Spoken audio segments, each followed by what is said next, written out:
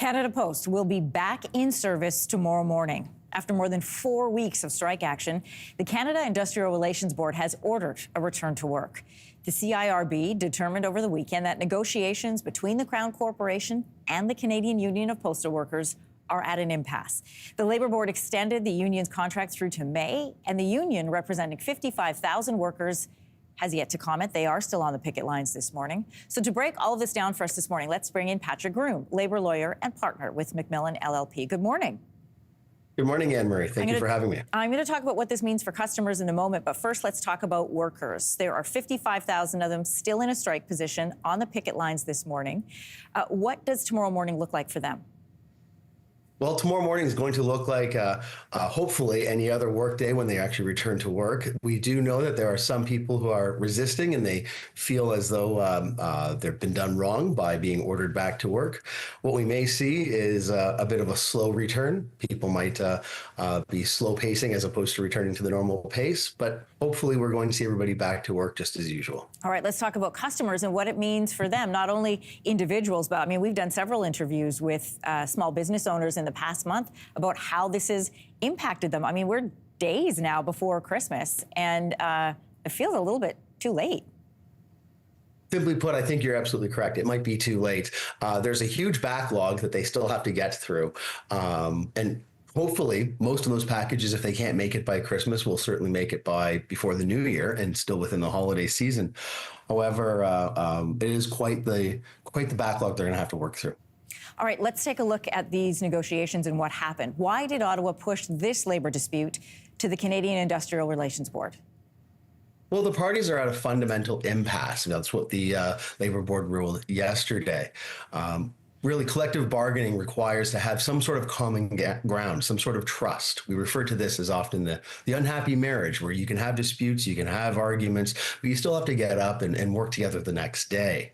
But right now, we see the parties so fundamentally apart, they can't even find that common ground to negotiate some sort of compromise. So they've been ordered by the board to go back to work. What then does this mean for the current state of negotiations and what union workers were asking for? Well, right now, I mean, there's nothing going to stop the parties from still talking behind the scenes. Frankly, right now, they're so far apart. We've referred to this as a cooling off period. Hopefully some cooler minds will prevail. But right now, what you have is Canada Post saying that they are operating at a major loss. They've lost almost $3 billion since 2018. And you have the union who frankly thinks that this is an accounting trick, that the Canada Post has been operating out of cash reserves, that they have massive resources and assets they can leverage. And the union fundamentally believes that that they can afford, that Canada Post can afford to give them the increases and meet the scheduling demands, including double time on the weekends that they're demanding.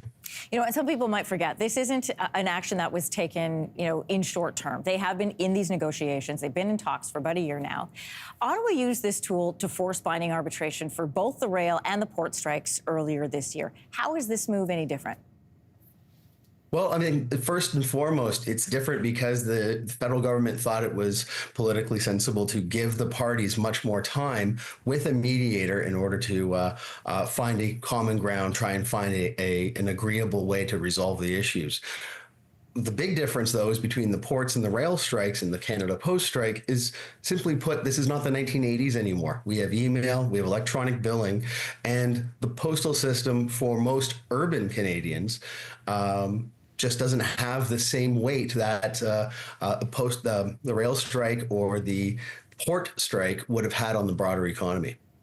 On Friday, the federal labor minister, Steve McKinnon, said he was going to hand this over to the CIRB. And at that time, the union called the move an assault on their charter rights. Here's what the union's negotiator, Jim Gallant, told CTV's Mike Locouture on Friday. It's like having an albatross around your neck at this point, because he keeps saying he's not going to order you back to work, not order you back to work, and then he orders you back to work. Is this an infringement on their charter rights? Well, in recent years, back in 2015, the Supreme Court of Canada has said that unions have a charter right to strike. But every single right under the charter, including this one, has reasonable limits.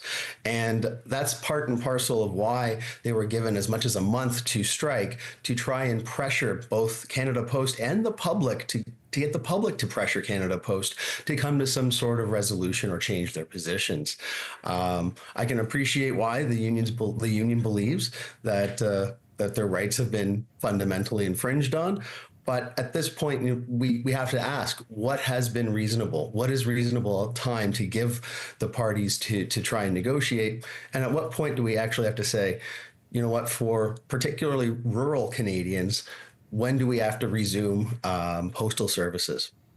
Canada, we know, has dealt with many labor disputes this past year. We've mentioned 3, port strike, rail strike, and the mail strike, but there's been more, many of them ending in binding arbitration. Why are we seeing, first of all, so much dissatisfaction among unions and their employers? And secondly, this move to sort of circumvent the process and order them back to work?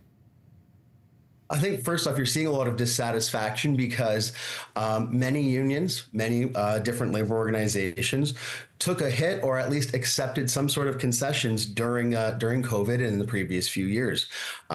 Many collective agreements resulted in only 1% to 2% per year raises. And now we see labor unions trying to flex their muscle to achieve greater gains that they feel that they are owed because of the sacrifices that were made during COVID. Patrick Groom, labor lawyer and partner with McMillan LLP. Hey, if anybody has a community mailbox, bring a bag. There's going to be a lot of mail inside in the coming week. Thanks so much for joining us. Thank you very much, Anne-Marie. If you liked that video, make sure to subscribe to the Your Morning YouTube feed, where you can find all kinds of new content posted every weekday morning.